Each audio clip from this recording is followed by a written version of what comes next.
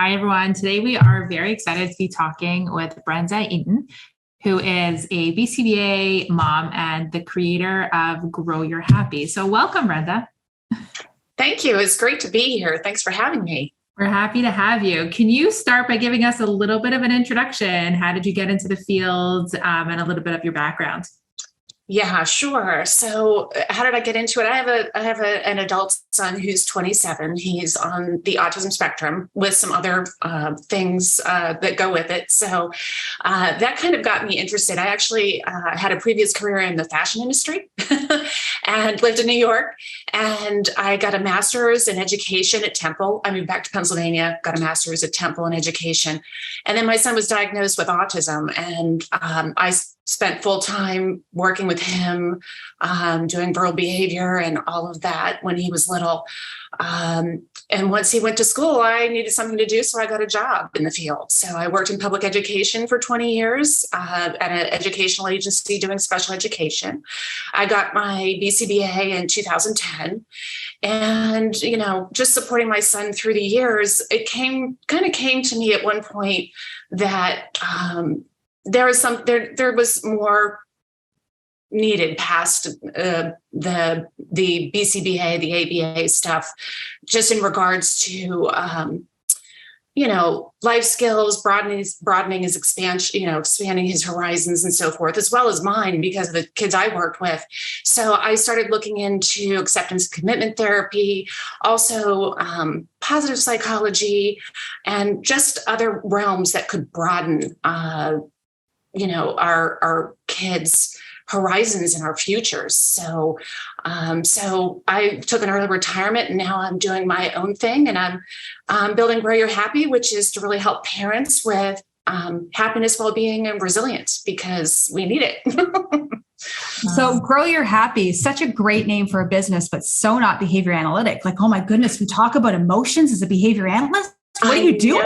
I know. I'm saying that tongue in cheek for sure. I know. And that's funny because that was kind of my turning point. It was, my son had an FBA done, and the internal event situation, I was reading over the report, and she was saying he was scripting. I'm like, my son doesn't script. So it was more of a function of his anxiety that he was doing it. So it just came to light to me that, it's so important, as BCBAs, we have to know our wheelhouse and what our limits are. And, higher functioning kids get more complex. 40% of the kids have a co-occurring anxiety disorder. And so, if you're not taking that into consideration and that's not your wheelhouse, you might want to be referring out to someone else. So when I saw that, I'm like, wow, no, he doesn't script. He may have when he was 3, but he doesn't now. And, so then the whole treatment plan, it just wasn't making sense. So to me, those internal events that we pretend don't happen, we need to consider those things as our kids get older. And if you want an FBA to work, and if you want to be successful in what you do. So, I totally understand, it's very apprehensive to be talking about something that doesn't fall under ABA, but acceptance and commitment therapy takes that step in. And what I do with Grow Your Happy really kind of connects through that door. So I'm not saying I'm practicing ABA through Grow Your Happy, but I do think there are elements of crossover that are safe and reasonable to follow that are published in the research as far as acceptance and commitment training. And again, just understand there's acceptance and commitment therapy.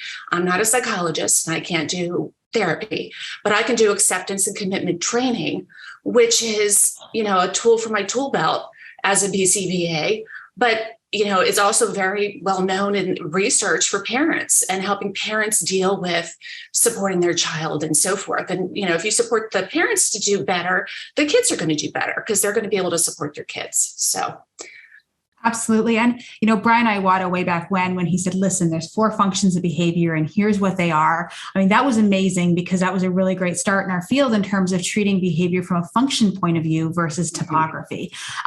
But you're right. It doesn't go far enough because there's so much more than just those 4 functions of behavior. And a lot of the times, like I'll tell you 20 years ago, you'd go in and you'd say, okay, well, which category does this fit under? And you forget that, not that you forget, but, these people are human beings. Like there's more to it than just this and this and this. It's like, well, what are you feeling? What emotions are going through you at this specific time? And yes, you can talk about setting events, but you're right. There is more to it. And I really love the fact that our field is getting into ACT and, the emotions behind it and saying, okay, let's look at the anxiety and let's start dealing with that.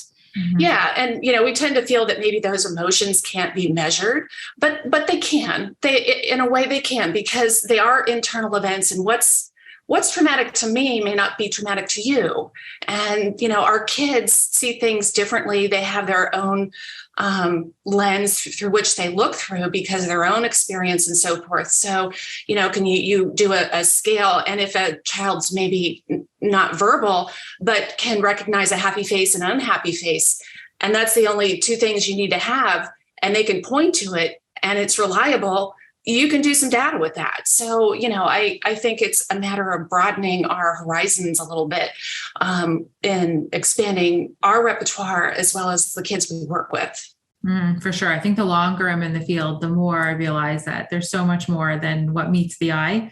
I always give the example to my staff of like that iceberg where like everything underneath is contributing so much more to the behavior, which is like the tip of the iceberg. And we're really doing a disservice if we just focus on, that little behavior that was just the tip of the iceberg. Right. So I love that we're going into that field. And I love your suggestion of like, if you're not comfortable with it, then, refer out or get training or do something because, our field has to progress and move in that direction. And I think it's amazing. Right. Can we stop for a second? Who has a home phone anymore? Yeah.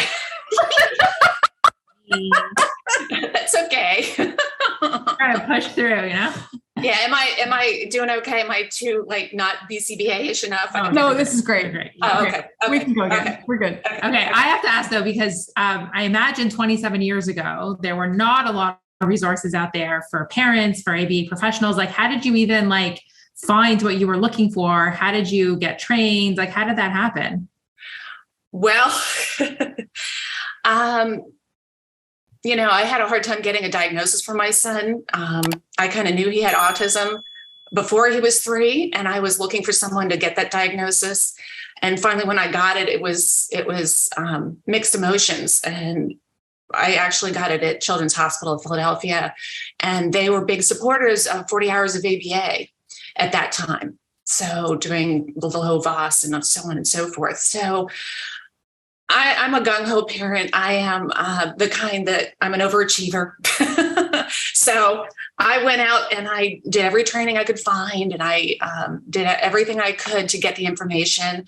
And my son had a 40-hour-a-week program. Wow. Rutgers University consulted. They were the consultants. They came out, and he was the poster child for success with the ABLES. He was through it by the time he got to kindergarten, and I thought we had smooth sailing. And that's when his learning disabilities hit. And then, of course, things got tougher. We spent all this time teaching him to talk, and then he had to go in kindergarten and sit down and be quiet. So we had other things we had to deal with. So, but for me, once my son went to school and I started doing it professionally, I just have such a passion for it. So I was able to, because my focus was autism, and my title was Autism Network Coordinator. So everything I could do was autism. So I was able to research best practices, bring them to where I work, and participate in that, do that for my son.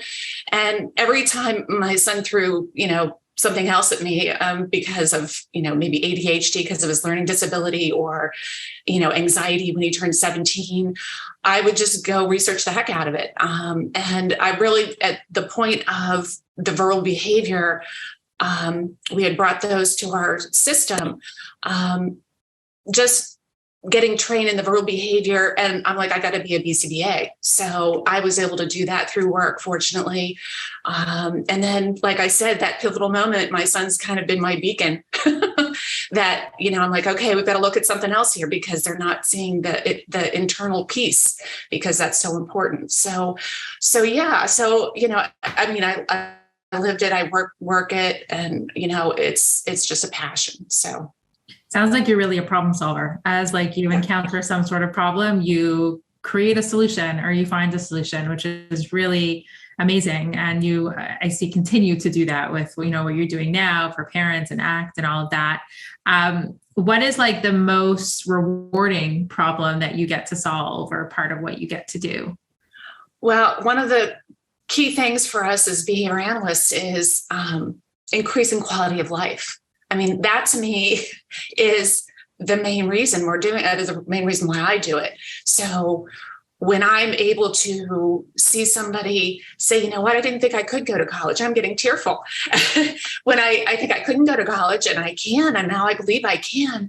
And I feel I had some part of helping them be able to see that. That to me is what's most rewarding. So seeing progress, little skills, it all depends on who I'm working with, but any progress to me is always rewarding.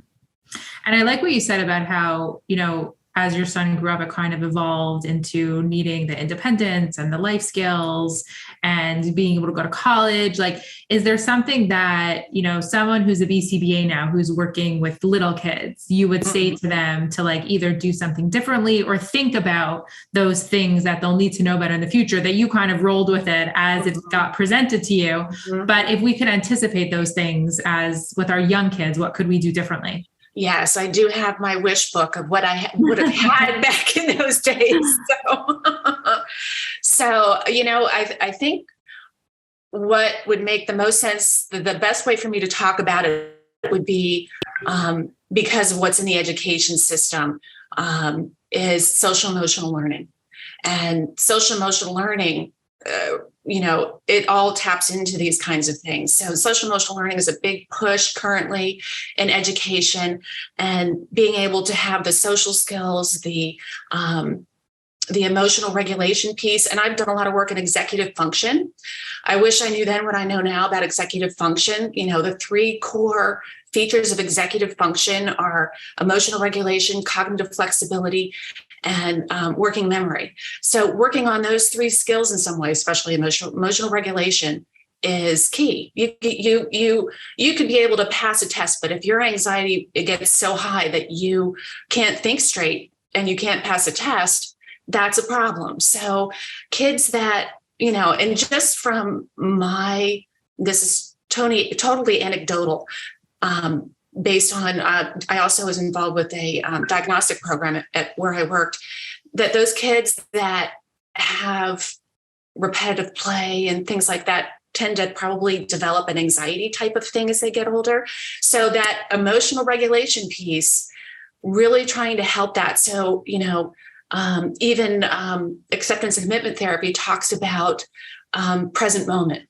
And, people hear mindfulness. Well, mindfulness is a lot of things. Mindfulness is like this, and present moment is really more specific. So being present in the moment and being able to self-regulate, I think, is one of the key things. And I know that's a big bucket for some of our kids. But teaching those skills and understanding that, you have thoughts come in, you have mindsets, fixed mindset versus a growth mindset, and having kids understand, well, you just don't have it yet. And all of the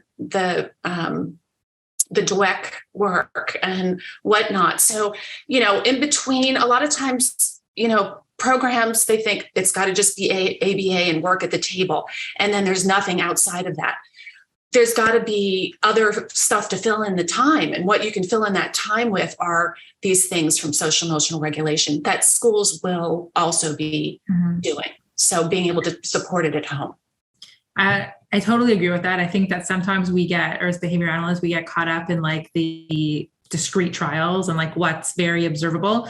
Where I work, we have a social skills curriculum. And for, a couple of years, we were working on like, interactive play and turn taking and sharing and things like that. And we've kind of pivoted towards an ACT model where we're in all of our classes at any age, we're working on a DNAV curriculum, which is even at the youngest age, or the kids with, limited verbal ability are working on present moment awareness and noticing their body and space and things like that. Because I think with a little bit of what they call psychological flexibility, a lot of those skills, other skills are more teachable, or they evolve, or, they can learn them more naturally. And I think, as behavior analysts, we can work more on what some of those pivotal skills are to teach, like you say, the executive functions, things that are going to really change the trajectory of their lives, because as many skills as we can teach them, if they can't manage, to like show those skills or be testable or get through school, like they're not going to matter as much. So yeah, I totally agree with that. Right. And I mean, the idea of some of the discrete trials, some of the table work and so forth, it needs to be generalized. So these are great ways to be generalizing them. So, the way in which you do things can, be integrated into other parts of your day. So I think about way back when, 20, 25 years ago, when we used to teach emotions. Okay, show me happy. And then someone would like put a smile on their face. Okay, show me sad, and you'd like cover your eyes. Yeah. Like, okay, well, there's got to be a different way or a better way to teach emotions, because we need to teach our kids that happy doesn't just mean smiling.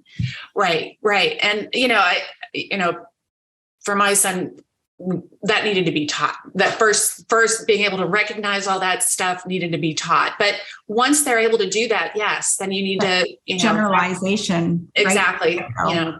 So once you get into those other elements, sorry, I'm not as fluid as I used to be with that part of it. But that's when you want to be expanding into these other areas, so that, they understand not only identifying it in themselves, but, somebody else or a situation, or, watching a video or something, and being able to talk about what's happening in a dynamic or something.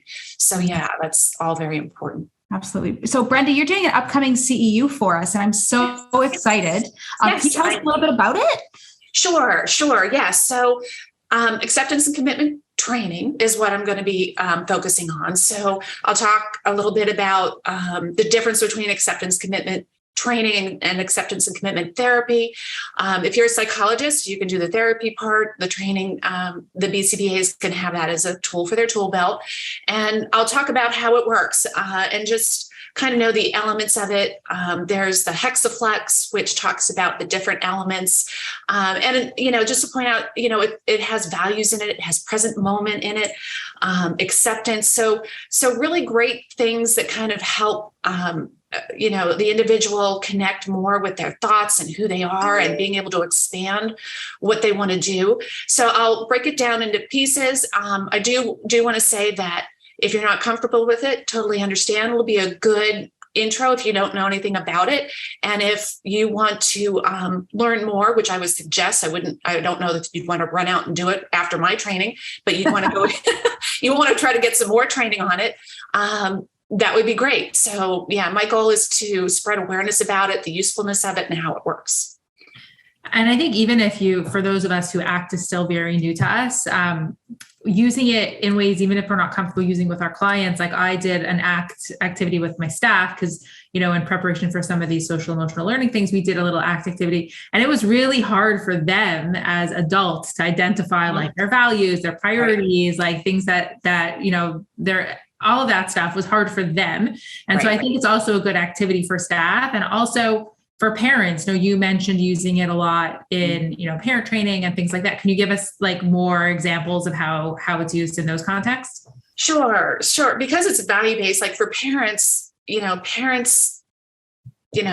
have the role of loving their child and wanting to help their child. So sometimes they're not clear, or they feel guilty, or shame, trying to remove some of those feelings and get them more focused into committed action for what they can do for their kid is really helpful. So being able to understand their values, think about what they want for their child, and think about what things they may be fused to. Like we may have a belief system that my kid's never going to go to college. And that was me. he went to a modified program, but he went to college. And, having those types of belief systems, understanding how you can work around things and have a clearer picture with set intention of what you want to do is really helpful for parents.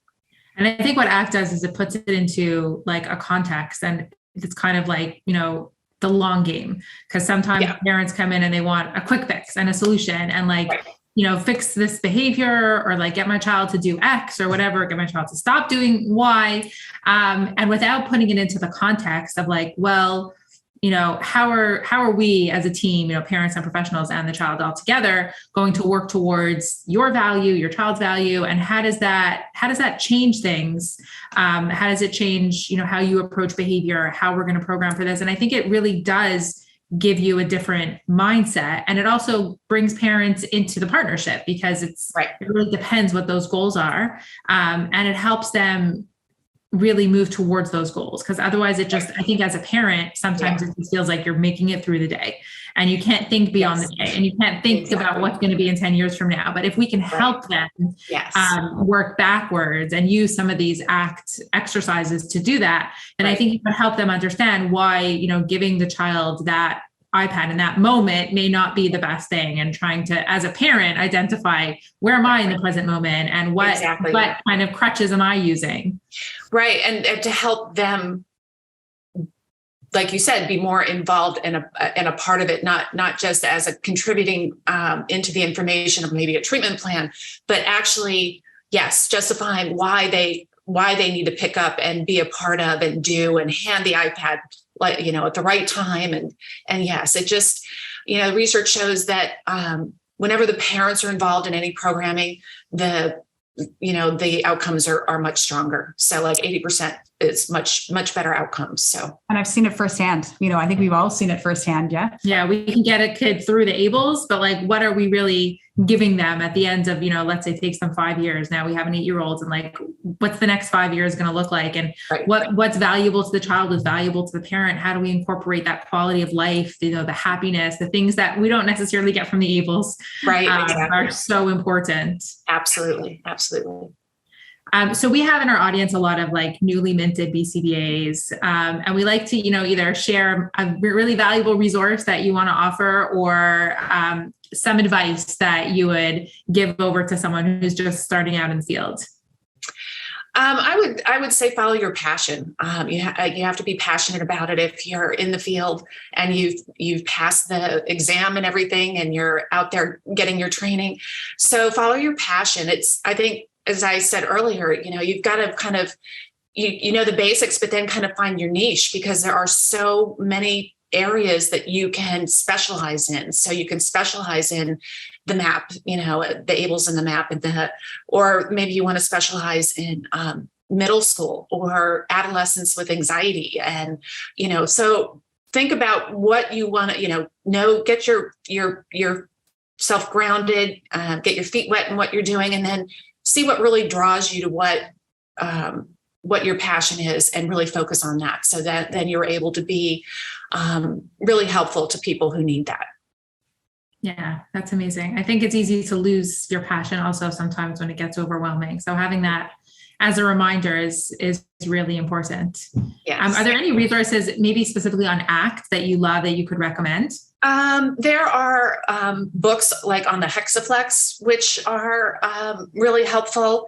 I think also you can just go to Google Scholar and Google ACT, and there's some good articles that explain ACT, like the one I'm going to use to put my presentation together.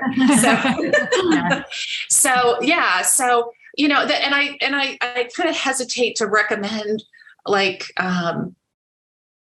because there's always more new updated information, and it's such a kind of new thing in the field that I think it's best to really kind of like go to Google Scholar and Google it and see what the most recent research is, so that you're up to date with it and what best practice is. So. Yeah, don't be afraid to get out of your comfort zone. Right. Sure. Exactly. I think that's the most important advice. Okay, well, thank you so much for being here. We're really looking Thank you. forward to your CEU webinar, which is going to be hosted in our membership community, and that's going to be on October 19th at 12. Very excited. About ACT, acceptance and commitment training, things like that, which I think our audience will really benefit from. So we're really looking forward to that. And it's so exciting to hear your story and like the amazing things that you're doing and how you continue to just solve those problems as they come to you. So thank you for sharing. And yes, thank you. In terms of our members getting in touch with you, growyourhappy.co. Yep, growyourhappy.co. You can also reach me at Brenda@BrendaEaton.life. Okay, and all of that will be in our show notes. So check Perfect. that out. Yes, thank you. Thanks so much, Brenda.